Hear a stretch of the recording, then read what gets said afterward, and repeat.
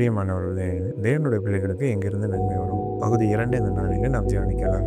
ஆதியாகமம் 40ஆம் அதிகாரம் 13, 14, 23 வசனங்களின் அடிப்படையில நன்மை செய்தும் அல்லது பிரயாசப்பட்டும் நாம் எதிர்பார்த்த போது தடைப்பட்ட இடத்திலிருந்து தேவன் நன்மையை தருவார். அதாவது நாம் எதிர்பார்க்காத நேரத்தில் எதிர்பாராத நபரிடமிருந்து அந்த நன்மை வரும்.